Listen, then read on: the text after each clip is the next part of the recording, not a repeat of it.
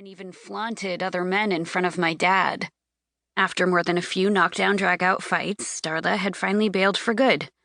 When my dad found Ryan, who was only 15, packing his things up, he told him to unpack his shit and go set the table for dinner, and that was that.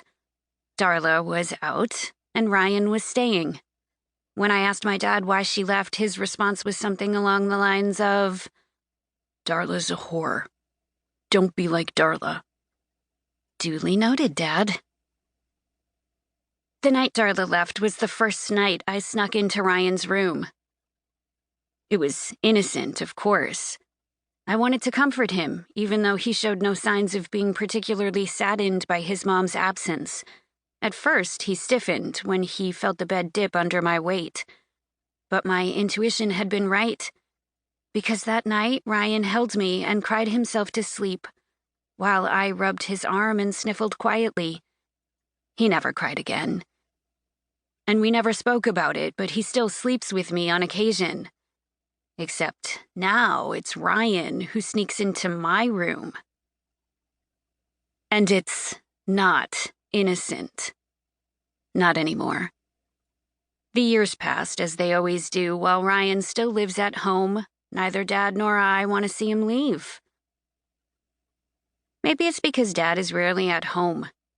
He makes the Las Vegas-Los Angeles route twice a week and occasionally takes longer trips that have him on the road for weeks at a time, which leaves him very little time for actual parenting. Since sleeping by myself in this rundown house, in this horrific neighborhood, is pretty much a death wish, I'm happy to have Ryan by my side. With his tall frame, bulging tattooed muscles, uniform of wife-beater, and "don't fuck with me" expression plastered on his face, you'd have to be stupid to break into our house. And it's not the only reason I'm happy to have him around. We need each other. It's always been us against the world.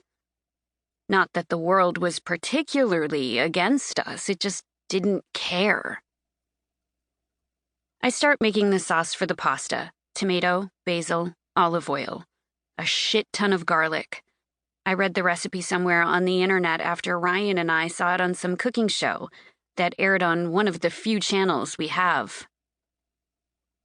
Maybe it'll make him crack a goddamn smile for once. He's always been a bit of a ticking time bomb. The homemade, highly unpredictable type. But lately I feel like he's seconds away from exploding. Tick, tick, tick. For the rest of the meal prep, I'm on autopilot. I chop, stir, drain, flip, arrange everything on the plates, take out 2 bottles of Bud Light from the fridge and set the table. Then I proceed to kick the whiny door and bang my fists against the screen a few times to draw his attention. "Dinner's ready," I yell. 2 secs. I hear the clink of heavy tools dropping onto the concrete near the yellow grass he's kneeling on. His bike's been fucked for 2 weeks now, and he can't take it to the shop because he spent his last few bucks on bailing out his best friend, Reed. Not that having a broken-down bike has slowed him down any. The guy is never home anymore. "Steak's getting cold. Get your ass inside or I'm eating without you," I mutter and slam the screen door with a bang. I wait for him, slouched on my chair in front of our plates, scrolling my thumb along the touchscreen of my phone, one of the 3 things that my dad makes sure we always budget for: the rent, the food, and my phone. Most kids would be pissed to have an older model, but I'm just happy this thing has internet capabilities. Ryan saunters in and collapses on the chair opposite me, not bothering to wash his dirtied, greasy hands. I chance a glance at him. Ryan looks like a man. He's looked that way for a long time now.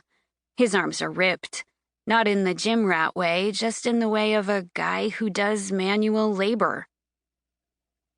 And his body is big, wide, and commanding. Long, dirty blonde hair that almost touches his shoulders. Brown eyes, cut bone structure. The only good thing he inherited from his deadbeat real dad. Every time we hang out...